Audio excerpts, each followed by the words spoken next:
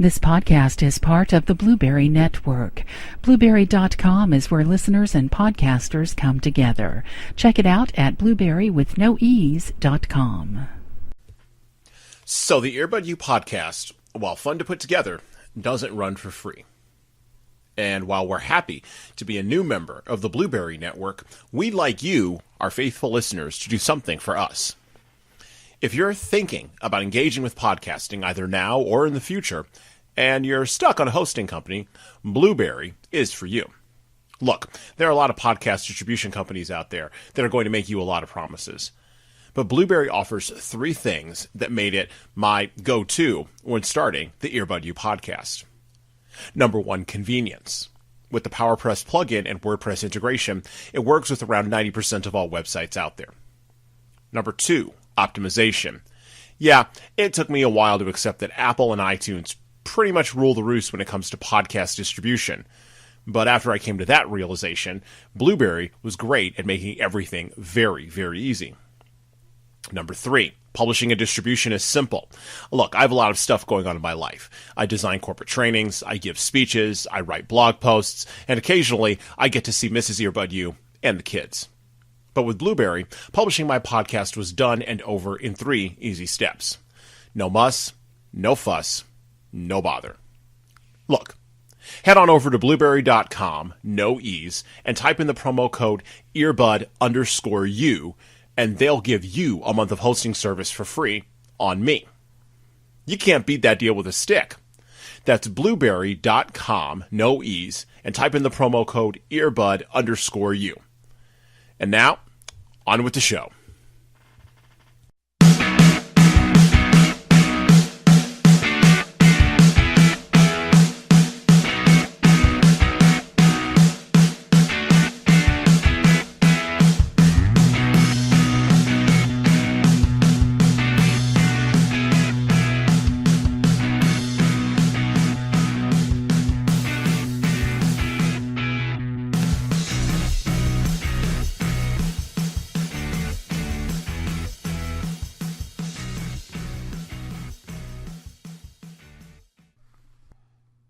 As I've said before, I am driven by artists.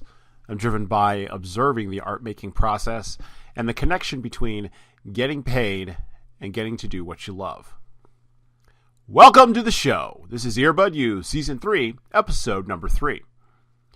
Now, occasionally I get to go to art shows.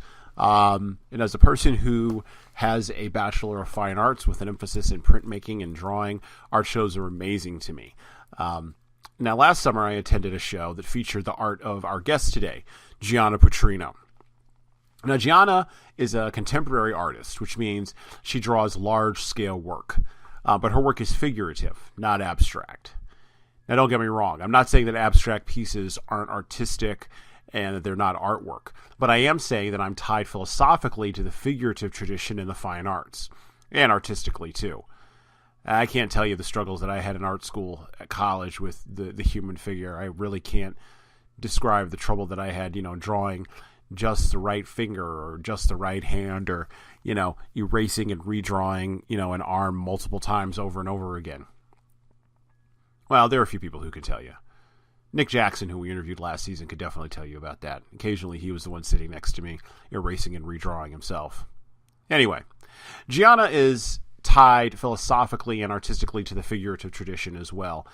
And her drawings led me to immediately at the art show going up to her and asking her to come on the Earbud U podcast. And then there was a gap between the request and the actual recording, and life happened for both of us. Now, she'll tell you her story, but suffice it to say, the world has opened up in many ways for this talented young woman, and similar to Emperor Palpatine in The Phantom Menace, I look forward to seeing what she will produce in the upcoming years. So let's all go over and become Jedis or Siths or whatever it is lately, and listen to what Gianna has to say. All right. Well, that's it. Let's get into it.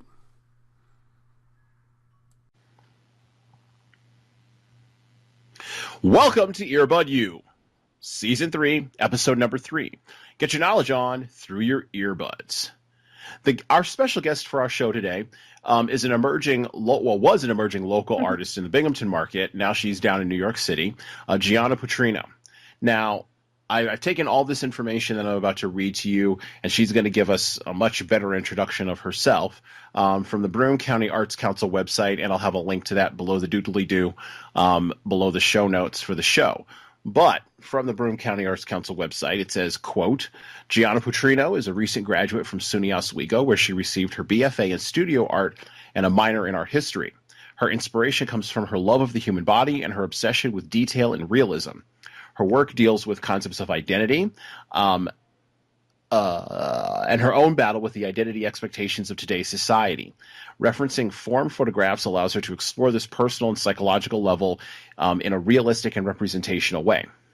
Now, that's a lot of fancy talk, and there's a lot of things in here about like her being at the Anthony Brunelli Fine Arts Gallery and her interning with Anthony Brunelli and then being at the Roberson Museum and Science Center. And I'll have all of those links again below the player in the doodly-doo in the show notes.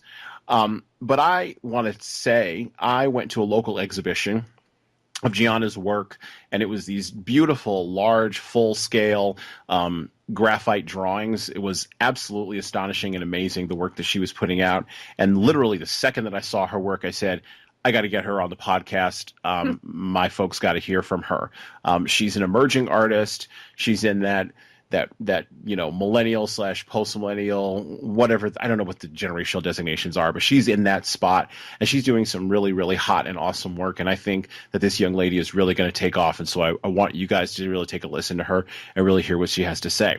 So, welcome to Earbud U, Gianna. Hi, thanks for having me. Yeah, it's awesome to have you on. So I've done all this. I've sort of laid the foundation with all the praise, and that was like 2 minutes and 15 seconds of me talking.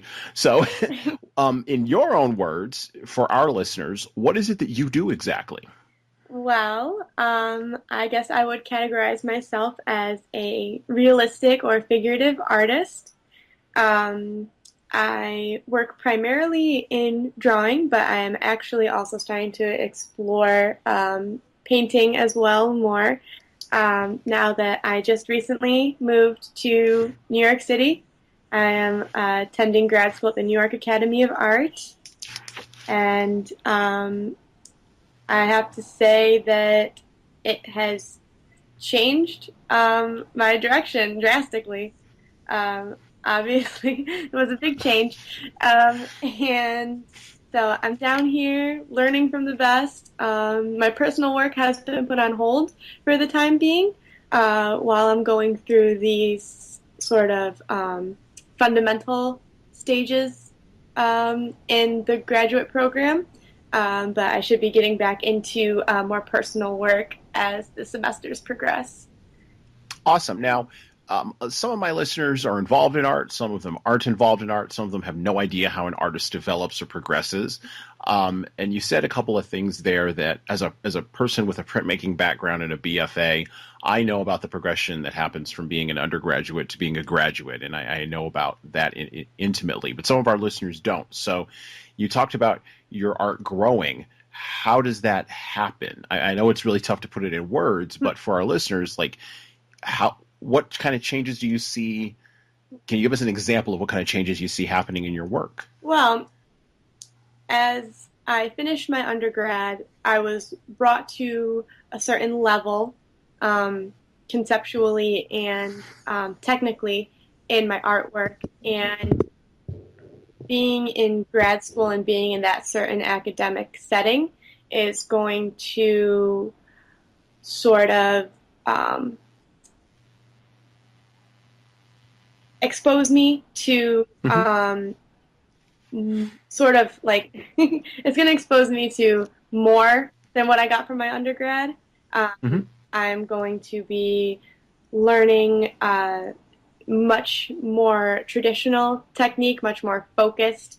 I'm learning from some really well-known, experienced artists.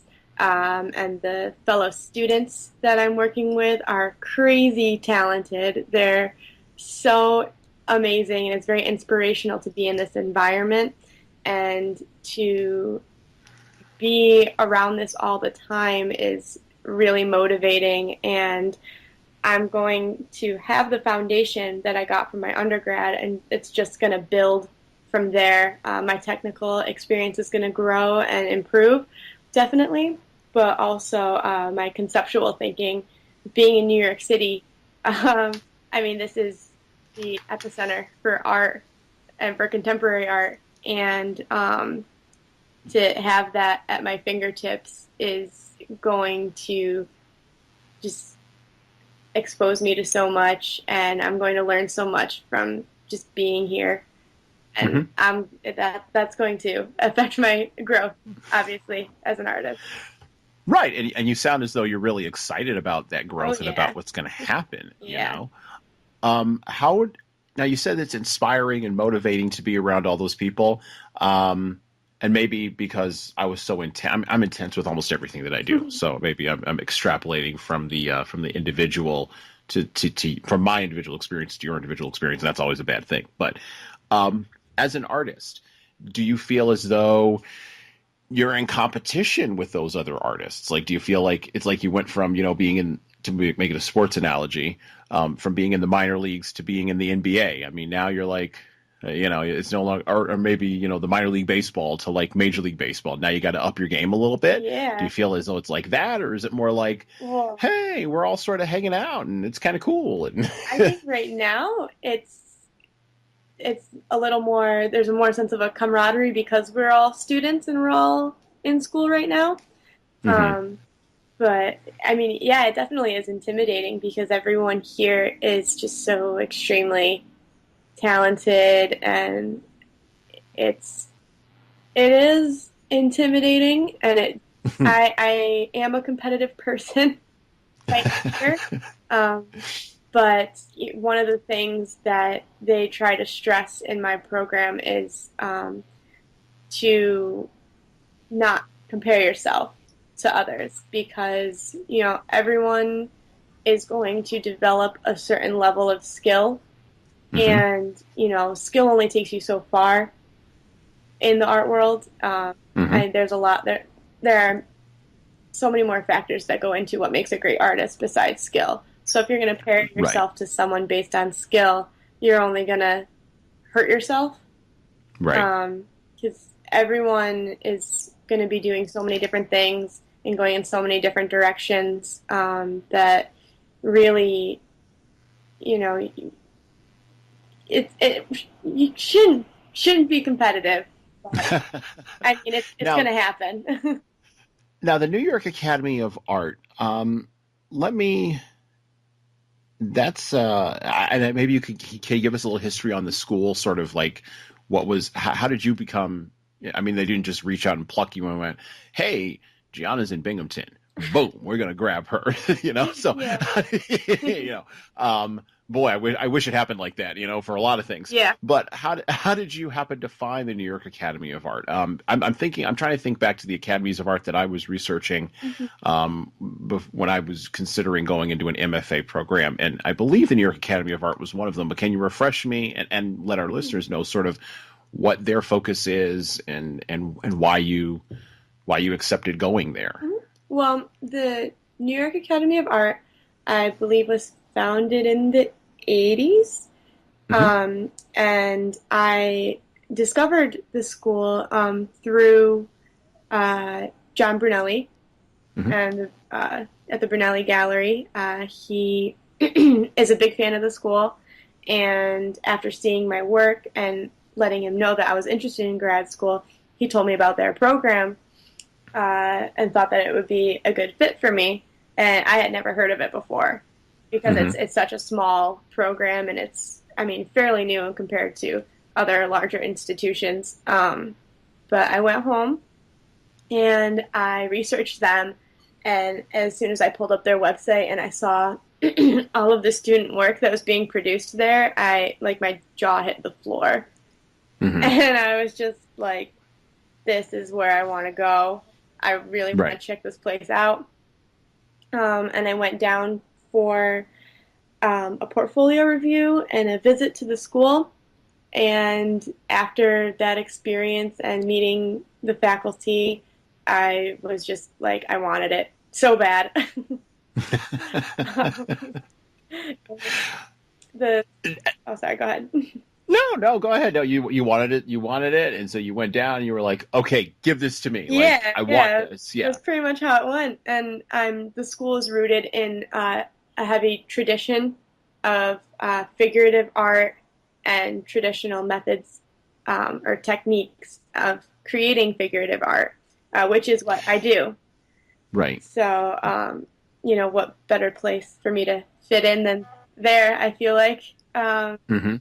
But Well, yeah, I mean, looking at their website, and I did a little research on them, and looking at their website, just the level of sort of figurative work that they're doing, the level of, I would say, it's next level traditional realism. mhm, You know, it's realer than real. yeah, You know, it's taking all that stuff from all the lessons that the postmodernists and even the modernists taught about breaking the wheel of traditional realism. mhm, They've sort of incorporated all that into traditional realism and said, no, the human body that's where we need to be at, yeah, and then let's build off from that. And that really fits with some of the things that I saw at your show in the summer of 2015 that I attended. You know, I think you were already sort of mentally there and artistically there.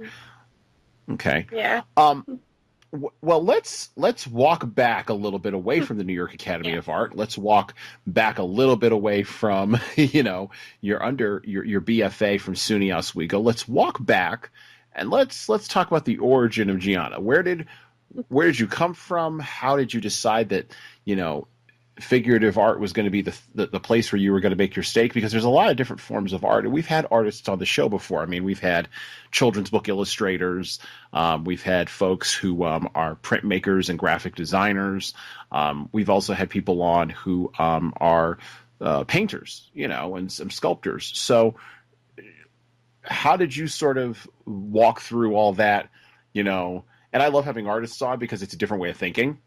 So how did you think through, like, what's your background? How did you think through getting to where you are now? All right. Well, I grew up in Endicott, New York, Mm-hmm. and I attended Union Endicott High School, Mm-hmm. where I always had an interest in art ever since I was, a kid. When we went through our fifth grade graduation from the elementary school into the middle school, we had to create these life-size portraits of ourselves and what we wanted to be when we grew up. Mm-hmm. And mine was an artist. So I guess I knew from age 10 that I wanted to be an artist. And then going on to high school at Union Endicott, the art program there was so great. They had such a wide variety of subjects for us to take in the arts. And by the way, that's very unusual for a public high school to have a really robust art program. Yeah, they were really, really supportive of whatever we wanted to do in the arts, and the teachers that I had there were incredible, and they really, they would bring in guest speakers, like previous students and local artists, and they would talk to us about going to school for art and becoming an artist, and I think that was really inspiring and really helpful.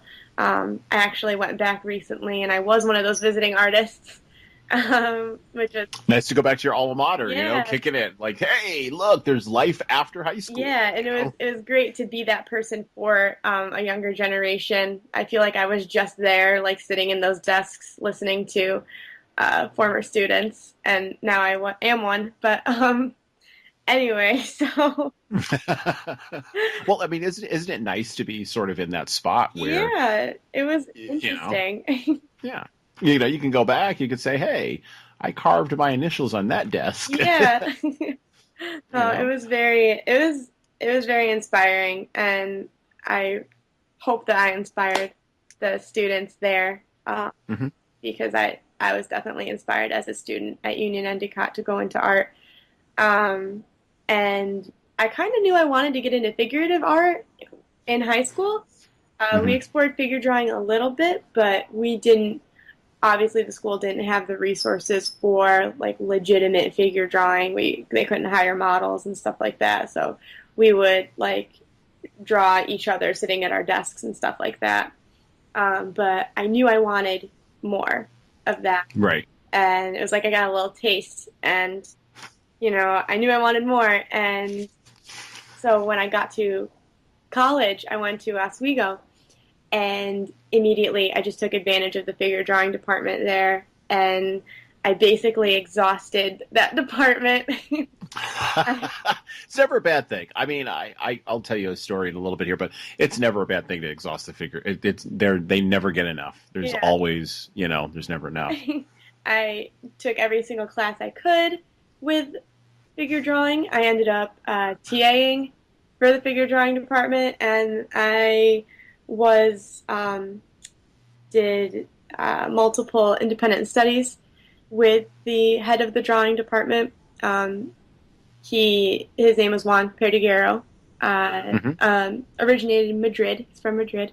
Really great artist, great figurative artist, but he's a professor at Oswego, and I basically kind of just stuck to him and knew that I wanted his teachings, and so I did all these independent studies under his supervision, and I learned so much from him and got so much great insight from taking his classes.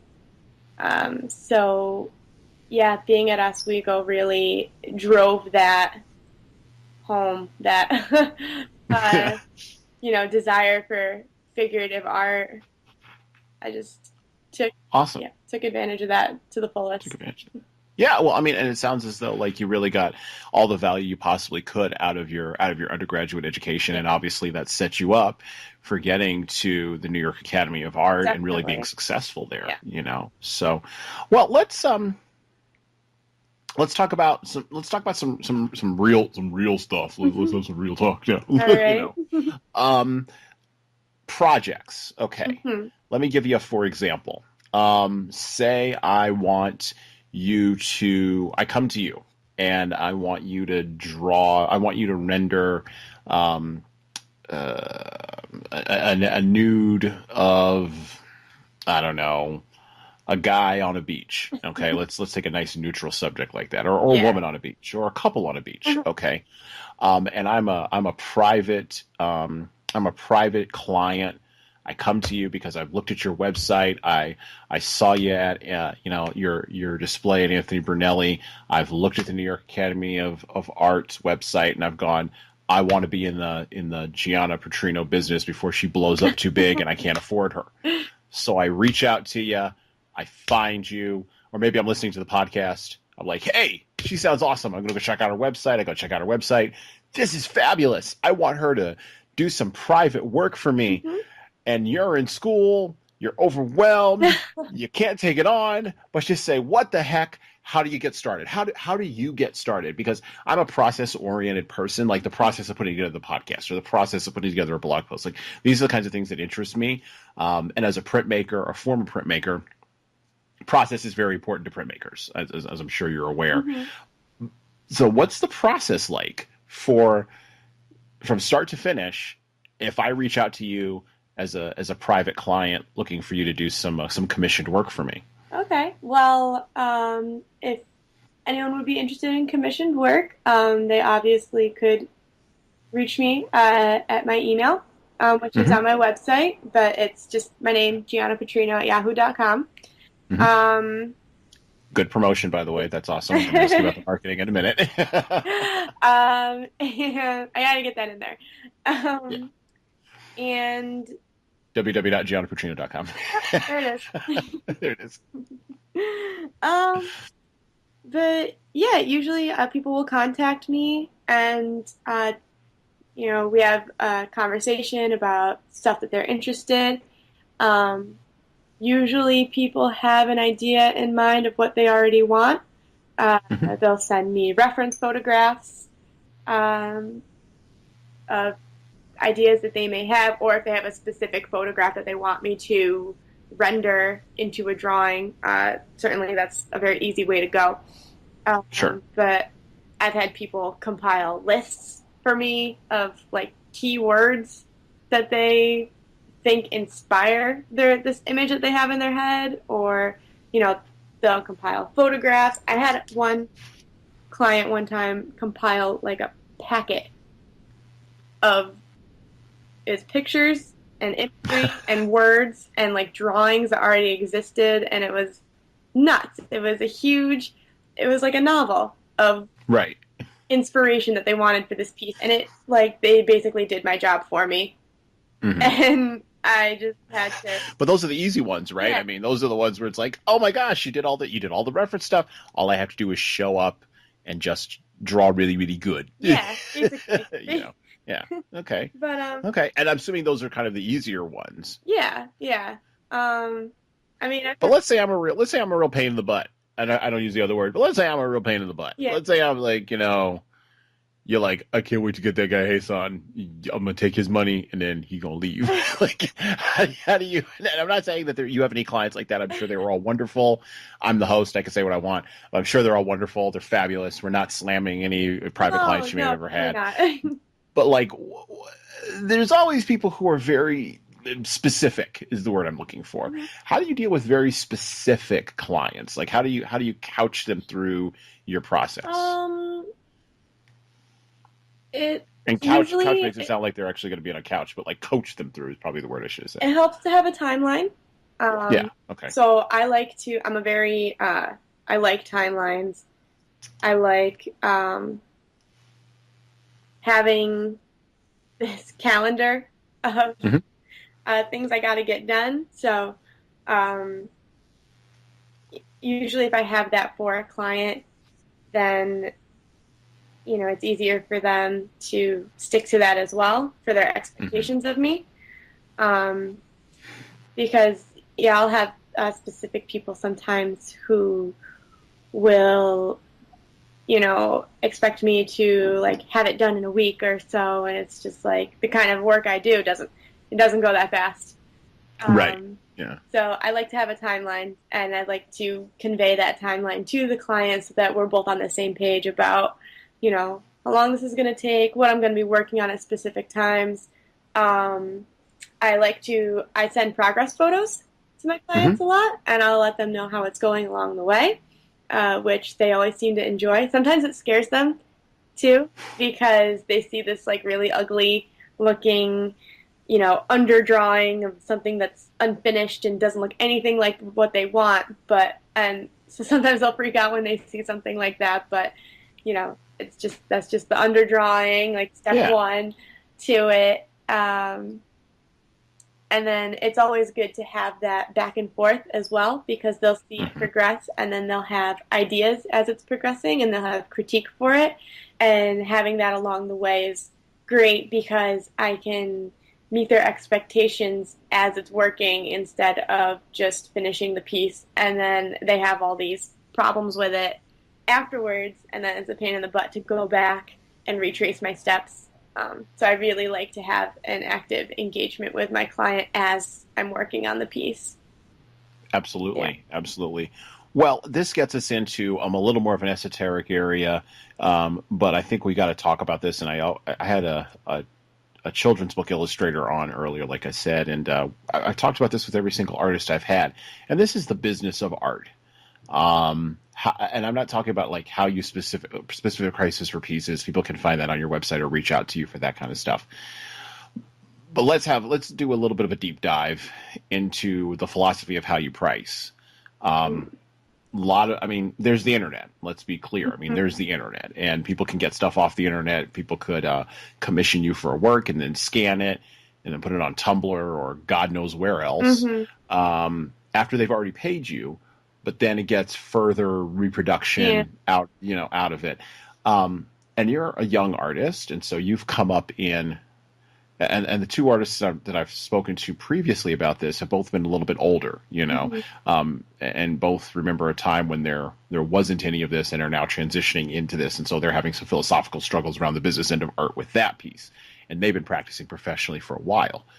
I'm going to ask you, as a person who has sort of come up with all these digital tools sort of laying around you, and while those may not necessarily have influenced your visual style or sort of your philosophy of how you produce a piece, the business end of art, the digital stuff has to have influenced you somehow, right?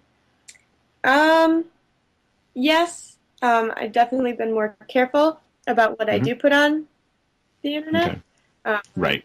Everything that I put on my website, obviously I want to put my best work on my website, but when it comes to social media, I don't always put my work on social media.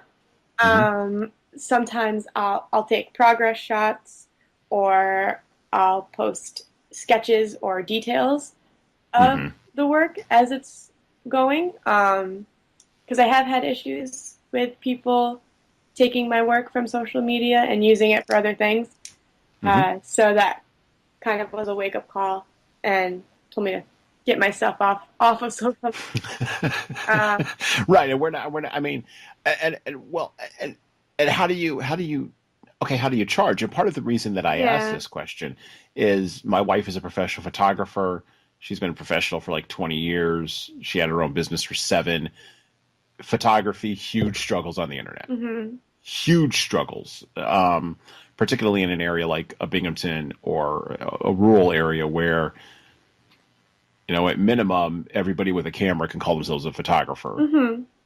And a person with 20 years of experience and struggles to sort of get to the top of that, very, very crowded market, in addition to all the copyright issues with images, which we see happen all over the internet all the time, Creative Commons license or not. So on the business end, how do you market yourself successfully, doing this? I know you said, you're very careful about what you put out on social, but your website's there, and you can't control obviously what your clients are doing. So do you have things built into your contracts, or are you not even at that thought process? You're just like, I don't want to go there. Stage yet. Okay. Just because it's still very new for me, and I haven't made a significant amount of sales yet. But the way I think about it is, these reproductions online of my work, they're digital. They're not the pieces themselves. Right. So when someone is purchasing my actual artwork, they're getting the full scale. I work very large. They're getting that larger than life size physical piece, and something of a digital reproduction of that, no matter what way you do it, it's not going to come out the same. You're not going to get the detail that, unfortunately, I need a better camera. Right. Right. Yeah. Okay. Well, and the sales piece, like, how do you, and I don't know, as a person who, and I struggle with thinking about this as well, in what I do, and whatever, I mean, there's all kinds of different ways for me to charge for value for clients and things like that with what I do, but how do you factor the digital part into or do you even factor that into your final, cost of what you're charging clients, or do you not even bother with that? I kind of just don't even bother with it. Okay. I mean, I'm still trying to figure out how to price my work in general. Right. Okay. Yeah. Okay. Let's have that conversation. How do you think about pricing? Like, because one of the things I struggled with in art school was I was surrounded by a lot of very, very talented people who had no clue what their value was in the market. Is that something that you struggle with, or do you have that clue? You're like, no, I work with private clients. I know what my value is. I can do that. Or are you somewhere in transition? And now you're, of course, at the New York Academy of Art, and so there's a different level. But let's really focus on where you are at now. Like, are you looking at saying, hey, I'm only going to charge you I don't know, $4,000 for this piece, because whatever, it's where I'm at artistically. But like 5 years from now, you come back to me, I'm gonna be charging you 25. Yeah, I mean, I definitely hope that my price range increases like Right? that. Yeah. I mean, yeah. I mean, I don't know. It's very hard to, I guess, determine the value of my work, Hmm. especially since I am a student again. Right. It's difficult. I really haven't been taught But can I? about. Sorry, go ahead. No, I was gonna say, but can I say something about that? Not to interrupt you. Can I say Yeah, something yeah. about that? One of the things that I had to figure out, and it took me a while to figure out, and maybe this will be helpful for you when you think about this, is sort of this idea of everything aggregately that got me to making this piece for you as a private client is in the price. Mm-hmm. Yo, oh yeah. That's the value. Like every time I was frustrated at UE High School because the flower didn't come out right. Yeah. Every time I struggled with the color saturation or the hue or the tone in this painting, every moment of sweat that I put in, plus the cost of my degree in real dollar values, because Yeah. I got a scholarship, or I took out a student loan or whatever, like that all goes into the price. Mm-hmm. Definitely. And plus all the off hours that I took all goes into the price too. So when for instance, as a consultant or a corporate trainer, let's use my corporate training experience. As a corporate trainer, when I design a training, it takes me anywhere between 16 to 30 hours to design a training, Mm-hmm. to do the research, design the visuals, all that kind of stuff. Well, that all factors into what I charge a client, plus mileage, materials, designing assessments, if there's any of that kind of stuff. That all factors into my final cost. Yeah. And I also then factor in, okay, my master's degree costs this much, and my bachelor's degree costs this much, but I have to think about all that stuff. Whereas if I were just an employee on the open market, it would be whatever the company decides is the value for whatever it is I'm doing. So if it's $5 an hour or $15 an hour, that's all I'm getting paid. Yeah. I mean, all of that is definitely goes into pricing. And then also, all the blood, sweat, and tears that goes into it as well. All the emotional turmoil that goes into making a piece. Can I put a price on that? Oh, yeah, you can't. Well, actually, yes, you can. Oh, no, I said you got to put a price on that. Oh, you got to put a price on that. Yeah. Yes, sorry, I thought you said you can't put a price. Yeah, absolutely got to put a price on the blood, sweat, and tears. Well, you got it. I look at that as being emotional labor. Yeah. Oh, yeah. Tears have been shed over my artwork before. Yeah. I'm get paid for those tears. No. You know what? I'm gonna cut my finger, and there it is. I'm gonna put the little blood like right there in the leg, and you're not gonna find it because it's gonna be right there. I'm gonna smudge it and charcoal. You're not gonna see it. Now, I'm sure you've never done that to any of your pieces. No, I'm sure they're pristine and pure and fine. And there's no tears. There's no tear marks. No. There might be some spit. There might be some of that, yeah. I'm blowing on the piece. I've spit on some pieces before. Look, nobody who's brought a piece from Gianna Putrino, don't look at it under a black light. Yeah. Don't do it. They look like hotel room. Oh my gosh. Oh my goodness. No, they're pristine. They're perfect. It's all just charcoal. Don't worry about it. I hope so. Okay, well, those are some, and I think that as you collaborate with more artists in the MFA program there, and as your art continues to change, I would hope that, and I know very little about their graduate program, but I would hope that they have classes on the business of art. Yeah. Oh yeah, there's definitely opportunity for me to discover all of that. Oh yeah, and the studio system, and the whole thing with galleries. Mm-hmm. I mean, like at once upon a time I was going to go into arts management, and I would be the person that would do all that stuff for you. Uh-huh. and go deal with the galleries because you don't want to deal with them, and just go talk to. And not saying you don't, but I mean like not you, not the specific Gianna you, but the royal you. Yeah. You know, the royal art, world you. I was going to be that guy that was going to be like go and deal with the galleries, and then I wound up doing other things.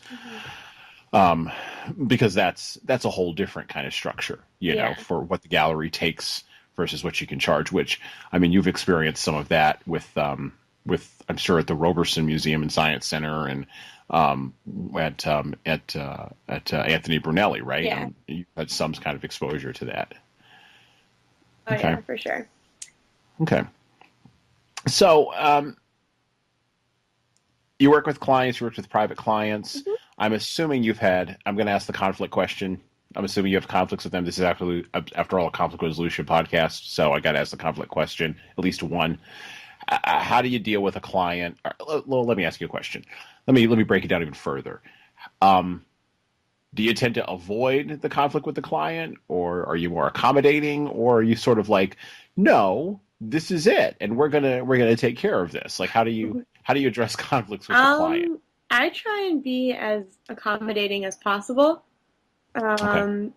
I mean, at least right now, I feel like I don't really have a place to stand to be.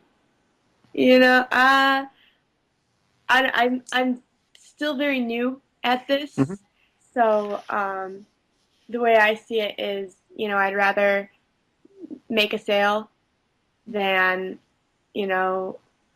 have my way, I guess.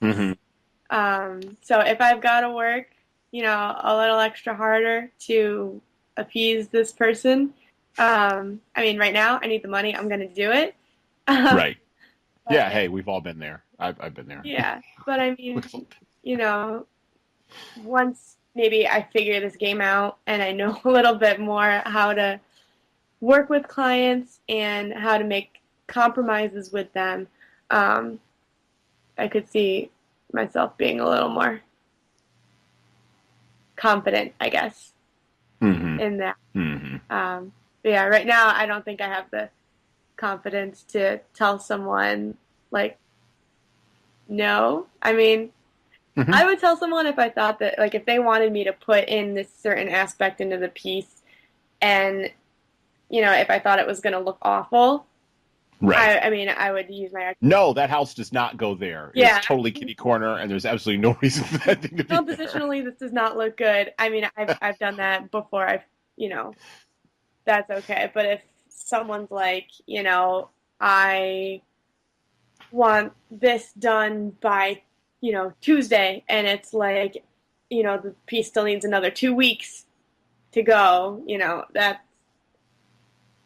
kind of, I'm okay with, like... Well, I mean, that's sort of paying your dues, right? Yeah. Just a little bit, sort of the kind of, I don't know, like getting your chops. Like, can you, but that's, and also, seeing how you respond under pressure. Can I get this thing done in 2 days that really needs 2 weeks and make it look good? Yeah. That's almost like a personal challenge. I don't ever want the quality of the piece to be, compromised in that way. But if that's what the client wants, if they're more concerned with, the time frame rather than the quality of the piece, then that's, that's up to them. Right. Yeah. And, usually I do try and be as accommodating as possible, and I'll work hard for it. And, I want people to like what I do, and I want people to keep coming back to my work, as well as being moved by my work. So I don't want to make any enemies. Right. Yeah. No, I'm not talking about making enemies. Yeah. I mean, sometimes people avoid conflict because they want to be accommodating for that future sale. And one of the hardest things for anybody, not just an artist, but for anybody. And I think the definition of artist has expanded as more people have become presarios. The freelance world has grown, that kind, in all industries, as temporary labor has increased, work on demand, that kind of stuff. More and more people could identify themselves as artists, but don't, But anyway, and that gives them more freedom to tell that individual, yeah, no, I'm not going to do it your way because there's another client behind me or behind you actually, Yeah. and I can go out and get that other client. But that's, I mean, it's at different levels in different areas. So Yeah. different people have different levels of comfortability with that. Okay, cool. Well, we've talked about a lot of things, and we've sort of talked about your work, and we've talked about sort of where you are conceptually and technically, and the environment of the New York Academy of Art, and this awesome new opportunity. And so, one of the things, obviously, we'd like to get you back on the podcast like 2-3 years from now, when you're like really rocking and rolling, and I'm sure it's going to be like totally different. You're going to be like yelling, "No, I'm not going to do that!" Yeah. Splash paint, and you're going to be like Jackson Pollocking it all up. Hard You'll be like, man, artists. yeah. Well, you'll be kind of. I mean, I'm sure you've heard of the artist Amanda Palmer. Mhm. And I'm sure you've seen some of the things that she's doing. I'm not saying you're going to go in that direction, but definitely, I think she's saying some interesting things about sort of fear and the kinds of things we talked about, like fear and charging people and being entrepreneurial and what's art and that kind of stuff. I think she's doing some interesting things there in that space. Not saying you're going to wind up there again, but like I definitely get you on the podcast again and sort of figure out where you are like 2-3 years from now. This is sort of a work in progress, right? Yes. Yes. Yeah, I definitely have a lot to learn and I have a lot to experience, but when I do, I'm gonna kick butt at it. Absolutely. Absolutely. Okay, so I wanted to ask you about working for free. And I mean, I guess that comes from, if it's a choice between having a client and having a piece of work that'll pay or working for free, where do you sort of fall with that? Huh. Like, I didn't mean to stump you. I did not mean to stump you. That was not a stumping question. But it is, I mean, it's one that a lot of artists struggle with. I mean, I guess it depends. Mhm. I mean, I've done stuff for family for free before. I mean, it's family. Yeah, it's You family. know, Yeah. You're not gonna charge mom. I mean, come on. exactly. She'll let you draw on the walls for I owe Pete's mom and sake. dad. I can't charge them. Right. But I have had family pay me before. They refuse to let me do stuff for free for them. So it's gone both ways. Um, but I mean that's really the only experience I've had with doing stuff for free. I haven't been asked really to That's do good. anything for free yet. I'm assuming it'll come along at some point in my At some career. Yeah. But I mean, I guess it depends on what it's for. Hmm. I mean, obviously, if it's for some sort of community project, that's something I would consider if it's benefiting the community or charity, some sort. Uh, that's something obviously I would consider doing for free. But I mean, I've always been told not to do things for free. Oh, I believe it was the writer. I don't think it was Orson Scott Card. I think it was another science fiction writer or something I read about him back in the day. Because part of my artistic background is in comic books and that kind of stuff. And so I was reading something, and I don't think it was Robert Heinlein. I don't think it was him, but it was one of those science fiction writers. Anyway, somebody was interviewed, and they were talking about this science fiction writer, and they quoted him as saying he doesn't take a piss without getting paid for it,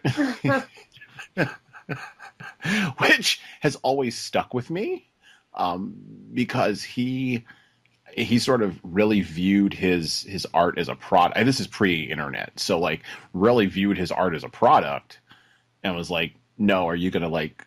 You don't get to go to you don't get to go to Target and just take a 6-pack of Coke out of there because there's Coke everywhere, and just be like, yeah, I'm just gonna take a 6-pack of Coke. Everybody, no, you walk out of Target, that's stealing.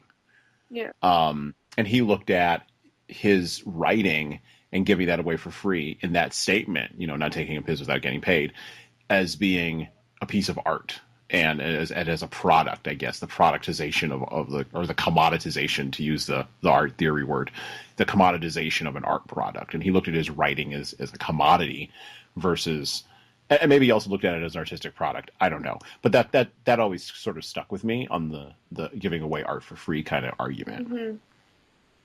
Mm-hmm. And I don't know philosophically if that rings true with you or not, but yeah, I mean, I don't know. See, I'm not trying to put you to no, bind. no, I'm thinking about these deep thoughts. You were not expecting a deep thoughts interview. I'm sorry. I'm sorry. I did not prepare you well for this. Well, I mean, I think that, what artists produce, I believe that there should be compensation for that. Mm-hmm. Because, I mean, knowing the process of making art, it is a process, and so much goes into it, and, I think it's also up to the artist as well, because I know that there are artists who kind of see shame in selling their work and making a profit off of their work, and they believe that art, for art's sake, it should, it's made for themselves, and it's like a spiritual thing, and you can't put a price on it, and that if you're selling your work and accepting money for your work, it's selling out, and you're not a true artist anymore. And it definitely does sometimes feel like I shouldn't be accepting money for my work, but at the same time, it is work. And right. It is, an idea, and, you should, I believe that you should get paid for something like that. Yeah. Well, I mean, the electrician who shows up to your house, when your electricity goes out to replace the wall socket that shorted out your entire house, he or she is looking to get paid. They have no problem asking you for money, and that's sort of how I always looked at it. So when I would do shows, I would absolutely charge for every piece. Some pieces I would sell, some pieces I wouldn't, whatever. But I absolutely put a price on all of them. And then as far as giving away art for free or doing art for free, one of the things in now with more and more of the digital age, and this is probably, this is one of the reasons I bring it up, is because there is so much available in the idea space, like you were saying, that, how do you put a price on ideas, and what does that mean? And I have some thoughts on that, but, I wanted to find out what you were thinking about that. So, okay. I look forward to hearing more about your thoughts and sort of how they evolve over the next few years as you go through your MFA program. Yeah. Because I'm sure you're going to have a lot of late nights with like the cup of hot tea. Yeah. Are you a tea drinker? Yeah. you tea drinker, okay? With the cup of hot tea and the blanket, and you're going to be sitting there with all the other MFA students, figuring all this out. So yeah, I look forward to finding out sort of where you all wind up at on that. Me too. Yeah. All right. So we did all the deep, heavy stuff. We did all the deep thoughts. What do you do for fun? Like, how do you shake the cobwebs off? What do you, other than, drinking the tea and huddling under the blanket? Like, what are you doing for free? What do you like to do? How do you like to let your hair down and all that? Well, I like to eat food. Okay. Yeah. Well. I don't know. See, well, I don't know. I'm at the studio so much and at school so much. I pretty much just wake up, go to school, come home, eat, and go to bed. Right. And go to bed. Pretty much. You got to get a hobby. I know. Seriously, you got to start developing hobbies. I do rock climb. Oh, okay. Yes, I'm a big fan of rock climbing. But the only problem is, since moving to the city, I don't have any rocks to climb. Right. So we need to put out a call. Everybody send Gianna, everybody who's listening to this podcast, send Gianna links to rock climbing studios in New York City. Yes. Well, there are several rock gyms that I can go to, all of which are fairly expensive. So I need to start selling some work before I can climb again. Okay, everybody who's listening to this, send her money for work. Yes. That way she can go rock climb. Yes. haven't been able to rock climb. But yeah, climbing has become like my meditation. Okay. Climbing, it's my happy place. It's the happy place. What I do to decompress. Yes. Yes. I might have to find a new thing to get into for the time being. Well, it's only. I mean, how long is the program? Is it 2 years? Is it 2 years? Oh, wow, it's only a couple of years. Yeah, you'll find something. Yeah. It's a city. I mean, I just heard a bus go by. It's fine. Yes, You'll find something. I'm sorry. I'm like my No, it's good. window. No. It is. This is live podcasting. Like, this is what it is. Like, it goes on. It all goes in the hopper because this is real stuff. So awesome. Well, thank you for taking the time to talk with us today, Gianna. What would you like to promote today for our listeners, if anything? Just keep looking at my stuff. Well, where can we find your stuff? Give us some links. Give us some stuff where we can go find your stuff. So my website, www.giannaputrino.com. I also have an Instagram, and I occasionally, most of the time, post what's going on at the Academy, things that I'm working on there. And you can just type in my name, Gianna Putrino. I should pop up right away. And I don't have a Twitter or anything like that. I don't have a special Facebook page for my art. Maybe I should get on that. But yeah, you can find me at those two places, and I have contact information on my website as well. But yeah, just keep up to date with what I'm doing. I don't have a lot going on right now because of school and everything, but I'm sure that will start to change. Absolutely. I have no doubt that you are going to become incredibly busy. So I want to thank you for coming on Earbud U, Gianna, and you have a great day. Thank you very much.